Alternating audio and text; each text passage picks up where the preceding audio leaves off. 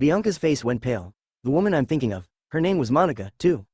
We exchanged numbers and I went home. Finding Monica fast asleep at 2 a.m. I climbed into bed, comforted by her warmth. The next morning, she prepared my breakfast as usual, her soft voice wishing me a good day at work. At noon, my phone rang.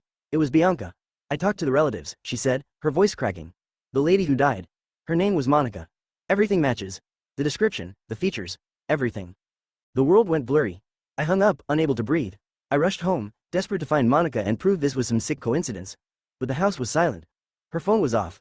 I waited. Evening turned to night. Night turned to dawn. She never came back. I went to the police to report her missing, but when they asked for a photo, my heart stopped. I scrolled through my gallery. Every selfie we had taken, every photo I had of her, asterisk gone. My phone showed only images of me, standing alone in places where she should have been. I raced home and tore open our physical photo albums. The plastic sleeves were empty. I ran to the bedroom. Her clothes were gone. Her makeup, her scent, her toothbrush, vanished. There wasn't a single thread or shadow left to prove a woman had lived there with me for 4 years. I felt the walls closing in. I wasn't just losing a wife, I was losing my mind.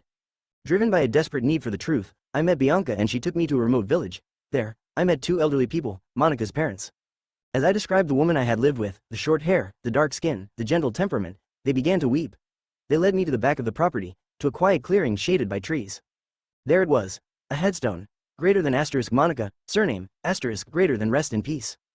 Greater than died. Date, 2016 asterisk greater than the name was the same. The birth date was the same. She had been dead for 10 years.